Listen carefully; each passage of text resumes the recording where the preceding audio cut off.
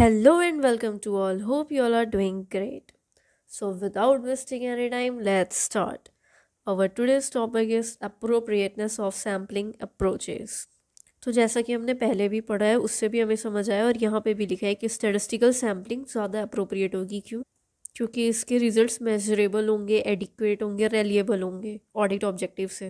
वेयरस non statistical sampling में auditor sample size को लेके तो अपना ओपिनियन डिटरमाइन कर सकता है, बट ये मेजर नहीं कर सकता कि वो सैम्पल कितना सपोर्टिव होगा, कितना रेलिएबल होगा हमारे ऑडिट ऑब्जेक्टिव को लेके। So let us understand the advantages of statistical sampling. क्या क्या हो सकती हैं? स्टैटिस्टिकल सैम्पलिंग में आपका सैम्पल साइज का अमाउंट आपके यूनिवर्स के अमाउंट से, दैट इज़ जो पॉपुलेशन है उसके अमाउंट से अफेक्ट नहीं होगा। मतलब एक बार आपने डिसाइड कर लिया कि हम डेटर्स के लिए 100 ट्रांजैक्शन देखेंगे, तो चाहे बॉक्स में 1 लाख फाइल हो या 1000 फाइल हो, आप 100 ही सैम्पल्स उठा के चेक करोगे। क्यों? क्योंकि स्टैटिस्टिकल सैम्पलिंग में आप मैथमेटिक पॉसिबिलिटी को कंसीडर करते हुए चलते हो, इस प्रोबेबिलिटी को कंसीडर करते हुए चलते हो कि देयर इज़ अ चांस कि चाहे यहाँ पे 1 लाख फाइल हो या यहाँ पे 10,000 फाइल हो, फिर भी हर एक एक फाइल की इक्वल चांस है आपके हाथ में आने की, आपके सैम्पल में आने की। एंड ऑब्वियसली स्टैटिस्टिकल सैम्पलिंग में सैम्पल सिलेक्शन बहुत ऑब्जेक्टिव वे में होता है और देयर बाय मोर डिफेंसिबल। अब आप जब नॉन स्टैटिस्टिकल सैम्पलिंग कर रहे हो, मतलब आप सोच समझ के मैं ना यही 10 फाइल चेक करूँगी, आप ऐसे करके चेक करते हो, तो वहाँ पे आप पे इल्ज़ाम लगाया जा सकता है कि तुमने जानबूझ के ये फ़ाइल चेक की है, वो वाली फ़ाइल चेक नहीं की क्योंकि उसमें फ्रॉड था। पर यही चीज़ स्टैटिस्टिकल सैम्पलिंग में नहीं हो सकती, क्योंकि आपने सोच समझ के कोई फ़ाइल नहीं उठाई है, आपने रैंडमली फाइल्स उठाई हैं। स्टैटिस्टिकल सैम्पलिंग में क्या होता है ना, जस्ट बिकॉज हर एक सैम्पल यूनिट के सिलेक्ट होने के इक्वल चांस होते हैं, इस वजह से मान लो अगर आपने 100 फाइल्स उठाई, उसमें से 10 फाइल में फ्रॉड मिला, मतलब आप ये बोल सकते हो कि पूरी सैम्पल साइज में 10% तक की फाइल्स में फ्रॉड हो सकता है। जैसे 1 लाख फाइल है तो पूरी 1 लाख फाइल में 10% फाइल्स ऐसी होंगी जिसमें फ्रॉड होगा। क्यों? क्योंकि हर फाइल के इक्वल चांस है ना आपके हाथ में आने के, सिलेक्ट होने के। तो थर्ड पॉइंट में वही लिखा है, this method provides a means of estimating the minimum sample size associated with a specified risk and precision. In 100 files में से ये 10 फाइल है जिसमें इस तरह का मिस स्टेटमेंट हो सकता है, रिस्क हो सकती है। आपको मिनिमम सैम्पल साइज पता चल गई जो एसोसिएटेड होगी स्पेसिफिक रिस्क और प्रेसिशन से। फिर इससे आपको आपका जो कैलकुलेटेड रिस्क, सैम्पलिंग रिस्क हो सकता है, एरर हो सकता है, वो भी पता चलता है। अब मान लो आपने 100 फाइल्स उठाई, 1 लाख फाइल में ना कुछ मान लो 1000 फाइल्स है जिसमें मिस स्टेटमेंट है। अब आपने जब 100 उठाई तो इसमें ऐसा हो गया कि इस 1000 में से पूरी 100 इसी में से आ गई। अब आपको ये देख के लग रहा है अरे यहाँ तो 110% फ्रॉड है, पूरा ही फ्रॉड है। पर क्या एक्चुअल में पूरा फ्रॉड है? 1 लाख में से सिर्फ 1000 में फ्रॉड है।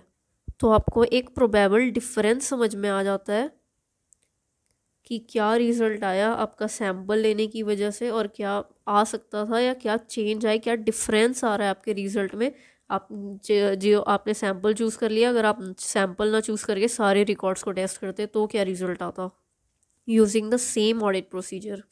और ये एक लार्ज मास ऑफ डेटा को एक बेटर डिस्क्रिप्शन प्रोवाइड करा सकता है, रेदर देन सारे डेटा का एग्जामिनेशन करने से जो हमें डिस्क्रिप्शन मिलेगा। क्यों? क्योंकि आप जब बहुत सारी ट्रांजैक्शन टेस्ट कर रहे हो ना, तो वहाँ पे चांस है कि कुछ ह्यूमन एरर, कुछ कैलकुलेशन एरर आपसे हो जाए। बट जब आप उसमें से कुछ पार्ट को ही चेक कर रहे हो ना, तो आप ज़्यादा कंसंट्रेशन के साथ करते हो, आप ध्यान रखते हुए करते हो परफॉर्म अपनी ऑडिट प्रोसीजर की कोई क्लैरिकल मिस्टेक ना हो जाए। क्यों? क्योंकि आपने पहले ही एक पोर्शन सिलेक्ट कर लिया है। अब आप पहले तो पूरा चेक नहीं कर रहे हो, एक पोर्शन चेक कर रहे हो, फिर वो पोर्शन पे भी आप ध्यान से चेक नहीं कर रहे हो, तो ऐसे तो हो नहीं सकता। और ये एक widely accepted way of sampling है because it is more scientific. इसमें कोई पर्सनल बायसनेस इन्वॉल्व नहीं होती है। आप रैंडमली फ़ाइल उठा रहे हो, अपनी सोच से नहीं उठा रहे हो कि नहीं नहीं ये फ़ाइल चेक कर लेते हैं, इसमें फ्रॉड नहीं होगा, जिसकी वजह से ये ज़्यादा रेलिएबल होता है।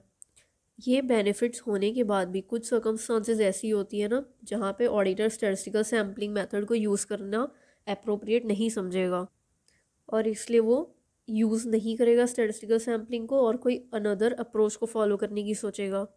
अब क्यों? हो सकता है कभी आपके पास ऐसा ऑडिट स्टाफ हो जिसको अच्छी खासी नॉलेज ना हो सैम्पलिंग टेक्निक की, और अगर उस सिचुएशन में आप उसको बोलो कि इस सर्कमस्टांसेस पे तुम ऑडिट सैम्पलिंग करो, तो वो उसके लिए बहुत ही कॉम्प्लेक्स और इनअप्रोप्रिएट हो जाएगा, क्योंकि चांसेस है कि वो गलत तरीके से कर दे।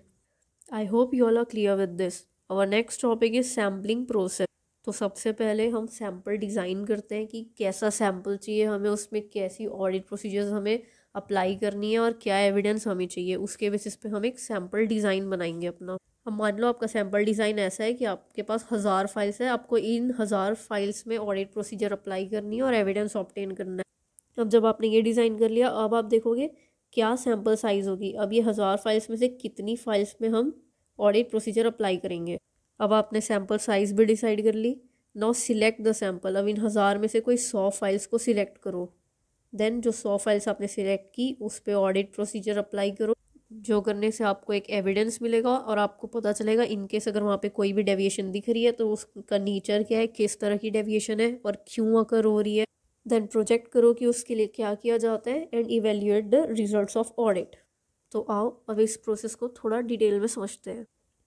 जब आप ऑडिट सैंपल डिज़ाइन कर रहे होगे तब आपको ये कंसिडर करते चलना है कि क्या पर्पस है ऑडिट प्रोसीजर का और क्या कैरेक्टरिस्टिक्स है पॉपुलेशन की जिसमें से हमें सैंपल सिलेक्ट करना है।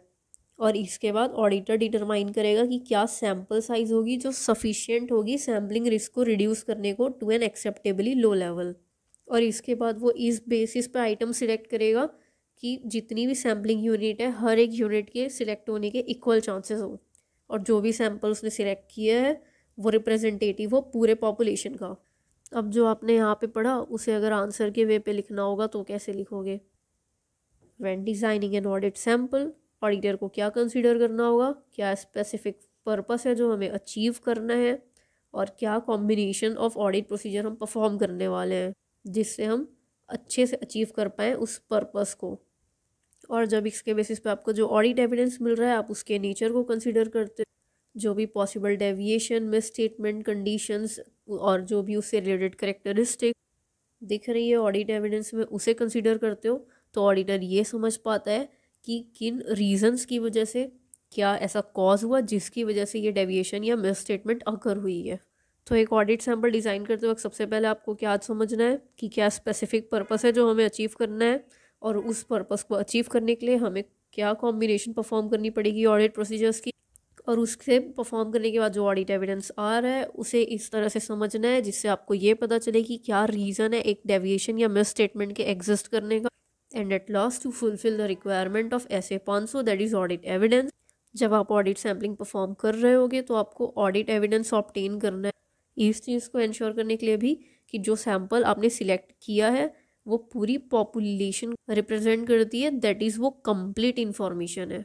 तो इन शॉर्ट जब एक ऑडिटर कंसीडर करता है पर्पस ऑफ ऑडिट प्रोसीजर को तो उसे क्लियर अंडरस्टैंडिंग मिल जाती है कि किस वजह से ये डेविएशन या मिस स्टेटमेंट अगर हो रहा है और ऐसी कौन सी कंडीशंस है जो रेलेवेंट है to the purpose of audit procedure.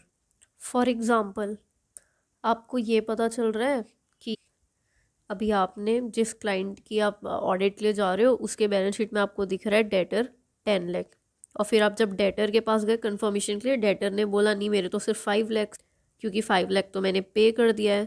तो क्या अब आप डायरेक्ट ये बोल दोगे कि अरे ये लोग फ्रॉड कर रहे हैं, गलत इन्फॉर्मेशन दे रहे हैं? नहीं, आप जो ऑडिट प्रोसीजर परफॉर्म करोगे उसके बेसिस पे जो एविडेंस मिलेगा उसे इवेल्युएट करोगे और समझोगे कि इस डेविएशन ये जो डिफरेंस दिख रहा है इसके पीछे का रीज़न क्या है। हो सकता है कि आपने जब कंफर्मेशन ली उससे पहले कस्टमर ने पेमेंट कर दी पर क्लाइंट ने तुरंत रिसीव नहीं की। कभी कभी होता है ना, बैंक से ट्रांसफ़र करो और वो कोई टेक्निकल इशू आ जाता है, कुछ हो जाता है जिसकी वजह से 24 आवर्स नहीं तो 48 आवर्स के लिए आपका अमाउंट ट्रांसफ़र नहीं होता। आपके अकाउंट से कट जाएगा बट सामने वाले के अकाउंट में ट्रांसफ़र नहीं होता। तो हो सकता है कस्टमर ने पे कर दियो पर इन्होंने रिसीव ना कियो। अब रिसीव नहीं हुआ है तो ये कैसे रिकॉर्ड करेंगे। तो जब आप अच्छी तरीके से ऑडिट प्रोसीजर के पर्पस को या जो भी हमें ऑब्जेक्टिव अचीव करना है उसके पर्पस को समझते हो और फिर उसके बेसिस पे प्रोसीजर परफॉर्म करते हो तो आपको डेविएशन के पीछे का रीज़न समझ में आ जाता है। और इसी वजह से इसमें स्टेटमेंट को कंसिडर करना अप्रोप्रिएट नहीं होगा while evaluating the sample result, चाहे वो किसी दूसरे एरियाज ऑफ ऑडिट में इंपॉर्टेंट ही क्यों ना हो। For assessment of रोमम, in considering the characteristics of a population for test of controls, जब आप टेस्ट ऑफ कंट्रोल के लिए पॉपुलेशन सिलेक्ट कर रहे हो, किस टाइप की आपको पॉपुलेशन चाहिए ये सिलेक्ट कर रहे हो, कंसिडर कर रहे हो, तब उसके लिए ऑडिटर को असेस करना रहता है, चेक करना होता है कि क्या एक्सपेक्टेड रेट ऑफ डेविएशन हो सकता है, दैट इज़ कितने चांस हो सकती है या किस लेवल पर डेविएशन देखने को मिल सकता है। ये पूरी तरह से बेस्ड होगा उसकी अंडरस्टैंडिंग पे ऑफ रेलेवेंट कंट्रोल्स, या तो उसकी जो पहले की अंडरस्टैंडिंग है उस पर बेस्ड होगा, अदरवाइज वो कुछ ना कुछ एग्जामिनेशन कंडक्ट किया होगा एक स्मॉल नंबर ऑफ आइटम्स पे पॉपुलेशन से, जिससे उसको थोड़ा आइडिया मिल गया होगा ओ यहाँ पे इतनी गलती दिख रही है तो देयर इज़ अ चांस, इतना एक्सपेक्टेड रेट मैं लेके चलती हूँ कि अब आगे पूरी पॉपुलेशन में भी इतनी गलती तो मेरे को दिखने मिल ही सकती है। और ये असेसमेंट हम करते हैं to design an audit sample and to determine sample size. और जब आप ये एक्सपेक्टेड रेट ऑफ डेविएशन को असेस कर रहे होगे, तब अगर आपको ये समझ आता है कि expected rate of deviation unacceptable level पे हाई होगा, तो you may choose to not perform test of controls. तो जैसे कि टेस्ट ऑफ कंट्रोल्स के लिए आप expected rate of deviation check करते हो ना, वैसे ही फॉर टेस्ट ऑफ डिटेल्स आप expected rate of misstatement in the population check करते हो। तो जैसा कि जब रेट ऑफ डेविएशन हाई हो तो हम टेस्ट ऑफ कंट्रोल परफॉर्म ही नहीं करते।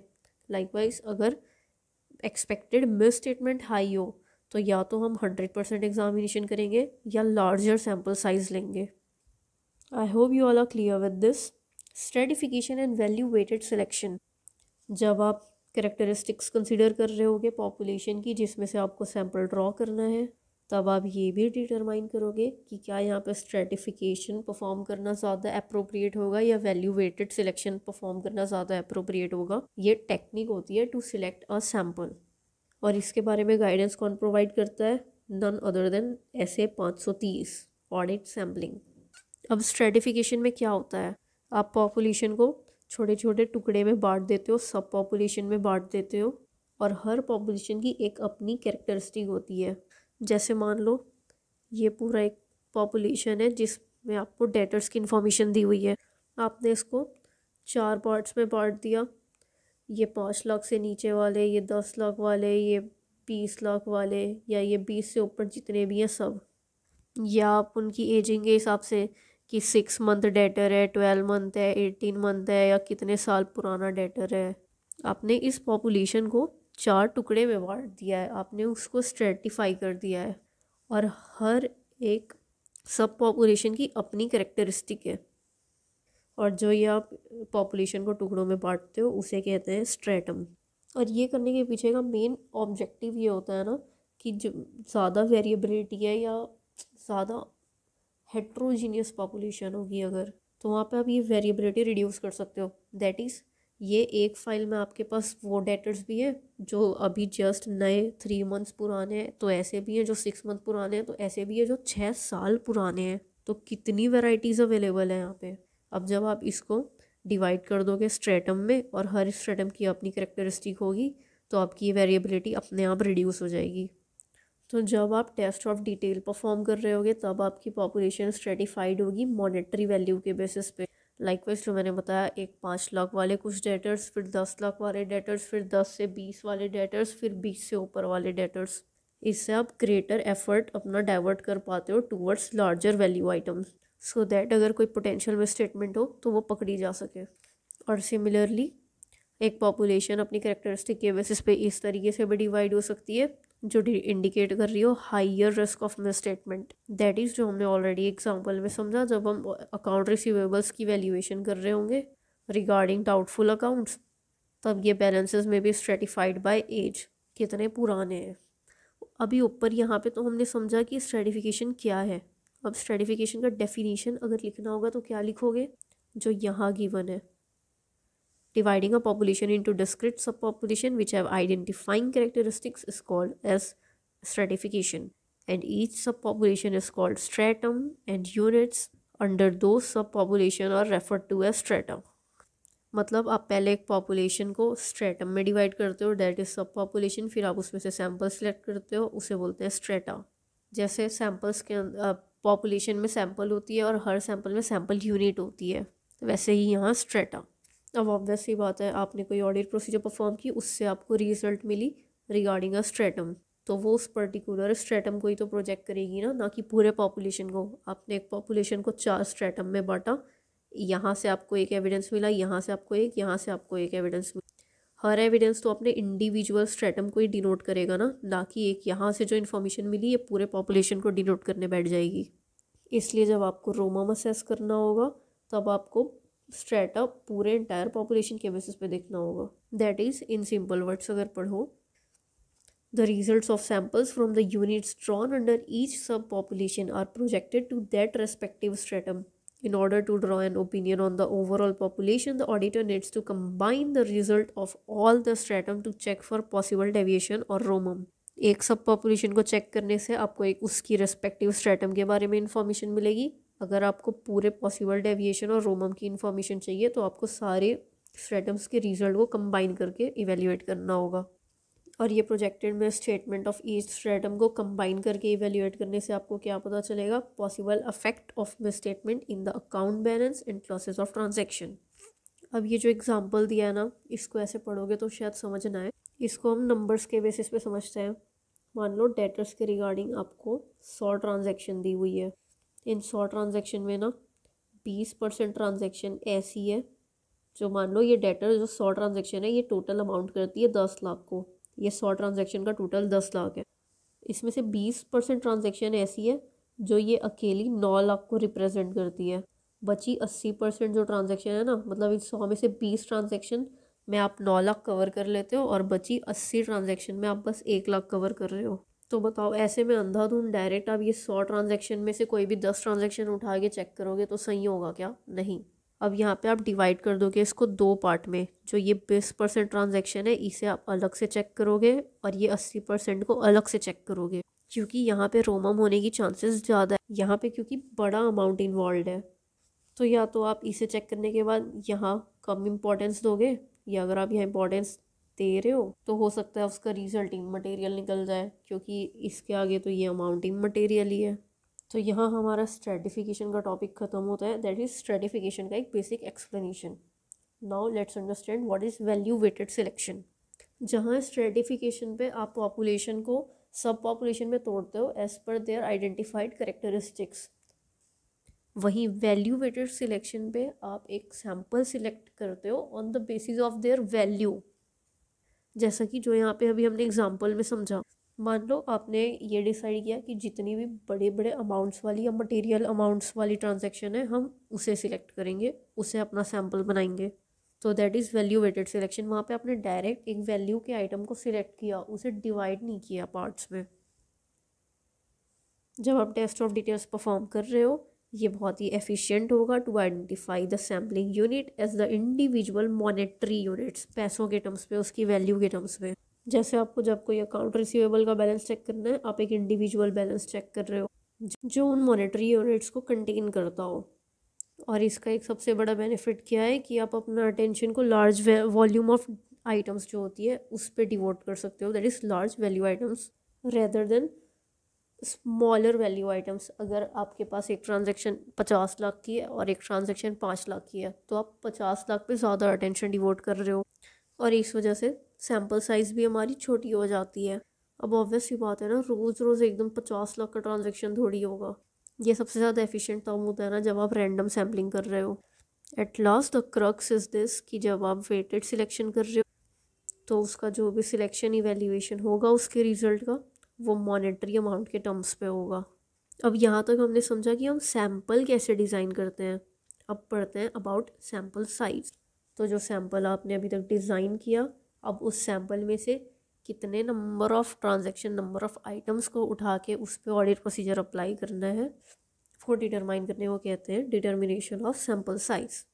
हम इस बेसिस पे अपना सैम्पल साइज़ डिटरमाइन करेंगे कि हम सफिशिएंटली अपनी सैम्पल रिस्क को रिड्यूस कर पाएँ to an acceptable low level, कि इस लेवल की सैम्पलिंग रिस्क एक ऑडिटर एक्सेप्ट कर रहा है या उसको लग रहा है कि हो सकती है, वो अब पर्टिकुलरली अफेक्ट करेगा सैम्पल साइज़ को। अगर आपको लग रहा है सैम्पलिंग रिस्क हाई है तो आपकी सैम्पल साइज़ भी हाई होगी, वहीं अगर सैम्पलिंग रिस्क कम है तो सैम्पल साइज़ भी कम होगी।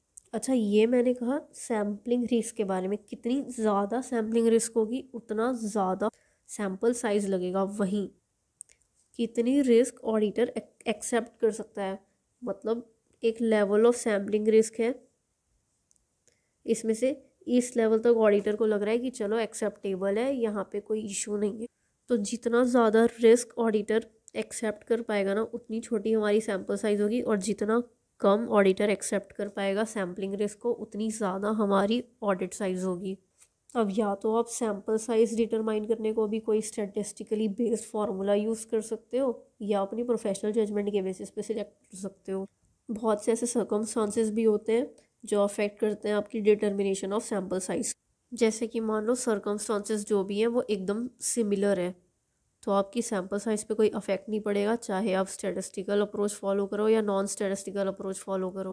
Let us have some examples of factor influencing sample size for test of controls. तो जैसा कि हम टेस्ट ऑफ कंट्रोल की बात कर रहे हैं, तो first point is about operating effectiveness of control.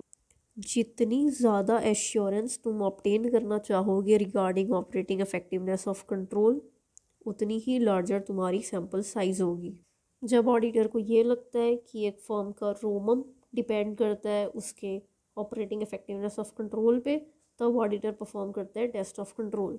अभी यहाँ पे तुम बाकी चीज़ों को कांस्टेंट या इक्वल मानते चल रहे हो, इस फैक्टर में बस यू आर कंसिडरिंग कि ऑडिटर कितना ज़्यादा रिलाई करना चाह रहा है ऑपरेटिंग इफेक्टिवनेस पे। जितना वो रिलाई करना चाहेगा उतना ग्रेटर एक्सटेंट पे उसको टेस्ट ऑफ कंट्रोल परफॉर्म करना पड़ेगा, दैट इज़ उतनी ज़्यादा उसकी सैम्पल साइज होगी। मतलब यहाँ पे पॉजिटिव रिलेशनशिप है। जैसे ही तुम्हारी रिलायंस बढ़ेगी ऑपरेटिंग इफेक्टिवनेस पे, तुम्हारा सैम्पल साइज भी बढ़ जाएगा। क्यों? क्योंकि जितना ज़्यादा सैम्पल साइज होगा उतना एक्यूरेट रिजल्ट मिलेगा regarding operative effectiveness of control. और वहीं टेस्ट ऑफ कंट्रोल के बेसिस पे हम क्या डिसाइड करते हैं? Expected rate of deviation. तो जितना ज़्यादा तुम्हारा टॉलरेबल रेट होगा जितना ज़्यादा तुम्हारा टॉलरेबल रेट होगा डेविएशन का, मतलब इतनी डेविएशन है, इसमें से तुम इतना टॉलरेट कर सकते हो, तो तुम्हारी सैम्पल साइज़ कम होगी। वहीं तुम सिर्फ इतना टॉलरेट कर सकते हो, इतना तो तुम टॉलरेट ही नहीं कर सकते, तो तुम्हारी सैम्पल साइज़ ज़्यादा होगी। दैट इज़ अगर इंक्रीज़ होता है टॉलरेबल रेट ऑफ डेप्रिसिएशन में, तो सैम्पल साइज़ डिक्रीज़ हो जाएगी, और जितना कम टॉलरेबल रेट होगा उतनी ज़्यादा सैम्पल साइज़ होगी। टॉलरेबल एरर मतलब मैक्सिमम कि ज़्यादा से ज़्यादा इतने एरर में मैं इतने को ही बियर कर सकता हूँ या कर सकती हूँ, इससे ऊपर एरर गया तो मतलब दिक्कत है। जब तुम्हारा एक्सपेक्टेड रेट ऑफ डेविएशन बहुत ज़्यादा हो जाएगा, that is higher the expected rate of deviation larger the sample size. अब अगर किसी को ये लग रहा होगा कि ये दोनों पॉइंट्स तो ऑलमोस्ट सेम है, तो ये सेम, ये पॉइंट क्या बोल रहा है हमारा थर्ड पॉइंट, कि कितनी ज़्यादा चांसेस है डेविएशन होने की। क्या डेविएशन सिर्फ इतना होगा या डेविएशन इतना ज़्यादा होगा? जितना कम डेविएशन होगा उतनी छोटी सैम्पल साइज़ होगी, जितना बड़ा डेविएशन होगा उतनी बड़ी सैम्पल साइज़ होगी। उसके बाद ये चेक करते हो इतने डेविएशन में क्या तुम्हारा टॉलरेबल रेट है, कहाँ तक तुम टॉलरेट कर सकते हो। तो दोनों पॉइंट्स में डिफरेंस है। अब ऐसा तो पॉसिबल नहीं हो सकता ना कि आपके डेविएशन के रेट को एक्सीड कर जाए आपकी टॉलरेबल रेट। जितनी डेविएशन होगी उतना ही तो टॉलरेट करोगे, डेविएशन रेट इतनी है, आपका टॉलरेबल रेट इतना है।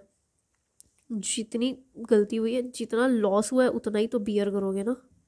अब मान लो आप एक कंपनी रन कर रहे हो जहाँ पे 1 लाख का लॉस हुआ है, तो आप क्या ये बोलोगे नहीं मैं तो यहाँ पे इस साल 2 लाख का लॉस भरना चाहती हूँ, मेरे को 2 लाख का लॉस इंकर करना है? ये कोई लॉजिकल बात हुई क्या?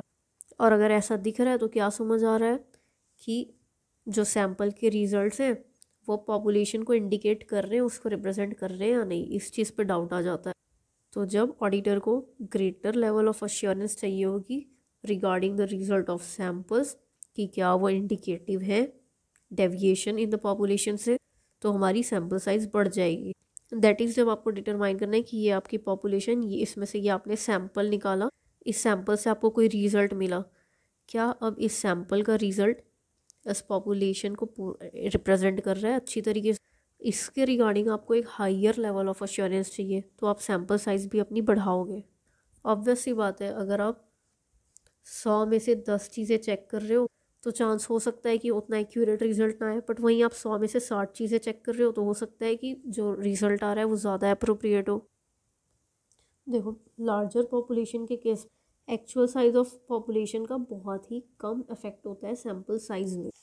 और जहाँ पे पॉपुलेशन ही बहुत छोटी है वहाँ पे तुम सैम्पलिंग की क्यों सोच रहे हो? अगर ट्रांजैक्शन ही 10 है तो पूरे 10 चेक कर लो ना, कि वहाँ पे भी बोलोगे नहीं 10 है ना, चलो सैम्पलिंग लगाते हैं, मैं 2 ही चेक करूँ। ऐसे तो नहीं होगा ना।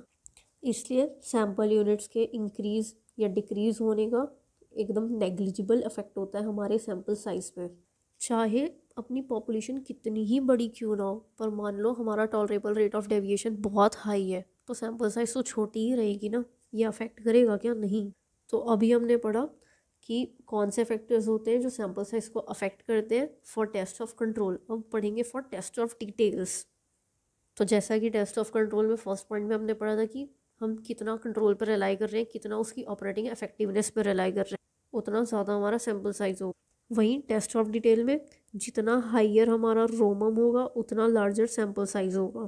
मैं आपको मेन क्रक्स समझा के ये पूरा पार्ट एकदम डिटेल में एक्सप्लेन इसलिए नहीं कर रही हूँ क्योंकि इसमें एक्सप्लेन करने का कुछ है नहीं। जो हमने पहले अभी तक पढ़ा है ना, उसी को समराइज करके यहाँ पे लिख दिया है और उसी के बेसिस पे ये मेन हेडिंग बना दी है।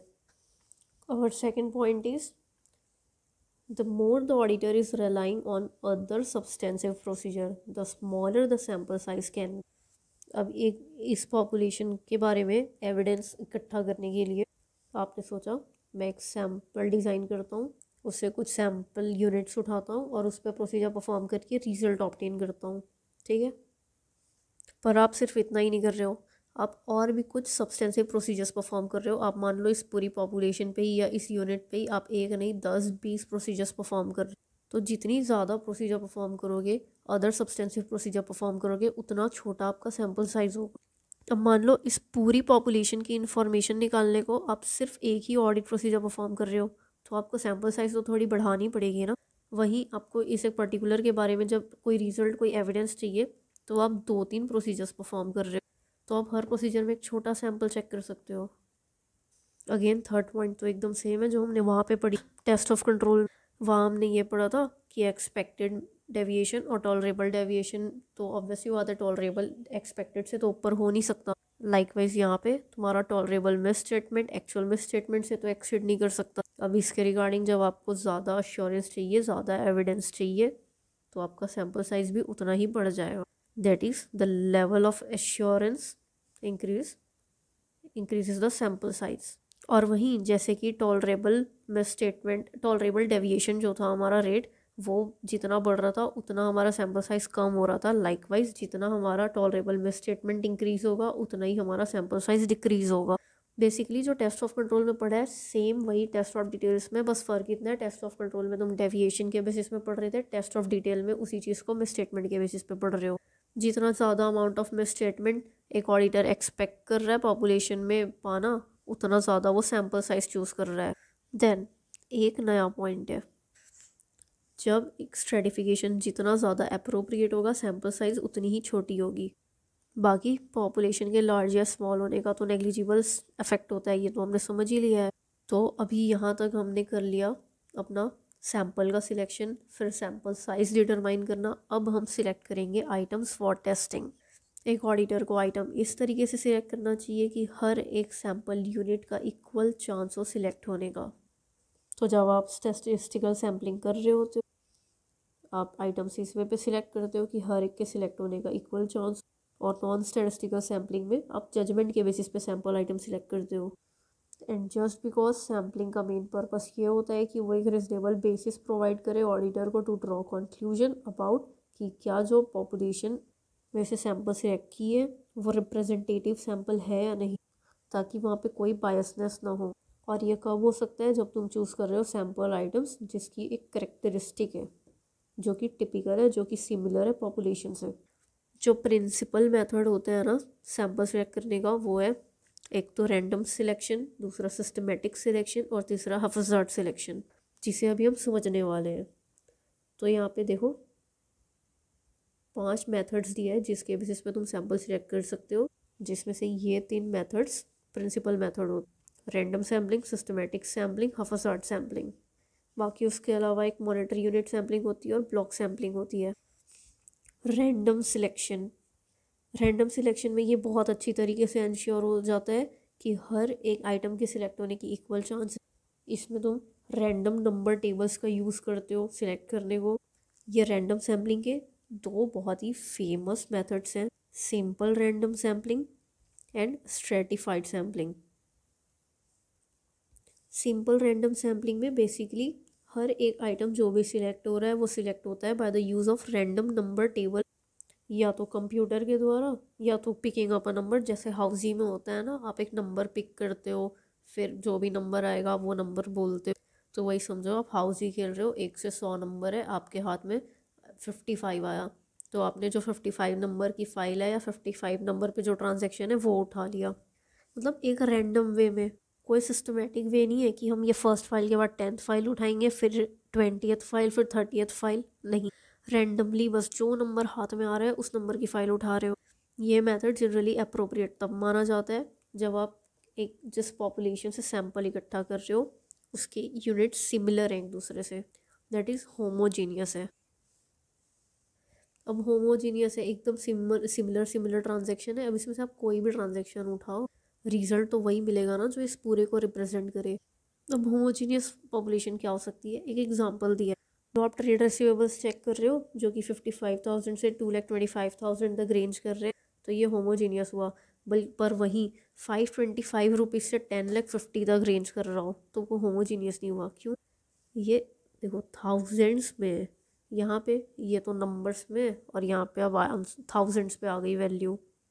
स्ट्रेटिफाइड सैम्पलिंग में सबसे पहले आप स्ट्रेटिफिकेशन करते हो, दैट इज़ आप पॉपुलेशन को छोटे छोटे ग्रुप्स में बांटते हो, दैट इज़ आप स्ट्रेटा में उसे बांटते हो, और फिर उस स्ट्रेटा से रैंडमली सैंपल उठाते हो, तो उसे बोलते हैं stratified random sampling. For example, आपके पास ट्रेड रिसीवेबल के बैलेंस है, उसे आपने 4 ग्रुप में बांट दिया, एक्सेस ऑफ 10 लाख, फिर 775 से 10 लाख, 550 से 775, 225 से 550।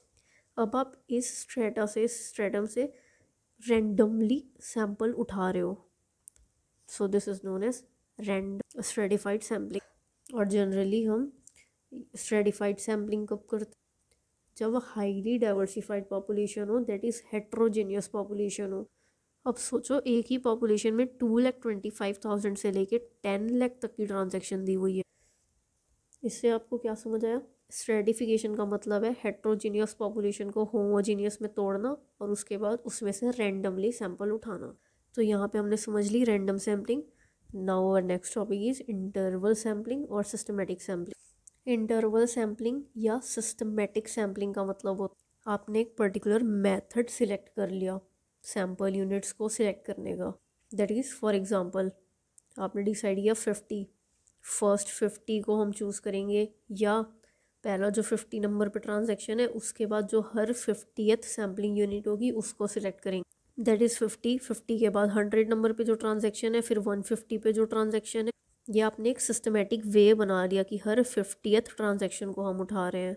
अब जब आपको सिस्टमेटिक सिलेक्शन करना है ना, तो आपको ये डिटरमाइन करना होगा कि आपकी सैम्पल यूनिट्स इस तरीके से जमा के नहीं रखी गई है कि हर एक कॉरस्पॉन्डिंग इंटरवल में एक पर्टिकुलर पैटर्न बने। मतलब समझ लो हर 50th सैम्पल यूनिट ना एक ही तरफ डिनोट कर रही है, वहीं हर 10 या 20th नंबर पे जो है वो एक पर्टिकुलर पैटर्न दिखा रही। तो कहीं ऐसा तो नहीं है, क्या क्लाइंट ने ऐसा सोच समझ के इसे जमा के तो नहीं रखा है कि क्या पता ऑडिटर ये अप्रोच अप्लाई कर ले। तो आपको यही डिटरमाइन करना है कि ये सैम्पल यूनिट्स जो है इस तरीके से स्ट्रक्चर नहीं है कि वो एक पर्टिकुलर पैटर्न शो करे। अब फॉर एग्जांपल मान लो आप ब्रांच सेल्स चेक कर रहे हो और कंपनी की पॉलिसी कुछ ऐसी है या कंपनी काम कुछ ऐसा करती है कि जो ब्रांच का हर 100 ट्रांजैक्शन होता है ना वो ब्रांच सेल होता है, और मान लो जो आपने इंटरवल सिलेक्ट किया वो भी 100 है, तो हर 100th ट्रांजैक्शन है ना ब्रांच सेल को डिनोट करेगी। और यही सब रीजंस की वजह से अगर आपको स्टैटिस्टिकल सैम्पलिंग मेथड को चूज़ करना है तो आपको बहुत केयरफुल रह के काम करना होगा। तो आप ना कि एक ही स्टार्टिंग पॉइंट डिनोट करो, इसके बजाय आप 2-3 स्टार्टिंग पॉइंट डिनोट कर सकते हो, that is her 10th item, her 20th item, her 50th item select करो। इससे अगर वो एक पर्टिकुलर पैटर्न में भी जमा होगा ना तो आपको समझ आ जाएगी। इस पैराग्राफ में भी वही सेम चीज़ को समराइज़ करके लिख दिया है कि जब आप multiple random starting point select करते हो तो आपका risk of interval sampling pattern reduce हो जाता है। Now comes monetary sampling unit. Monetary unit sampling. It is basically value weighted selection, जहाँ पे आप सिलेक्ट और इवेल्यूएट करते हो रिजल्ट्स को इन मॉनेटरी अमाउंट्स बेसिस।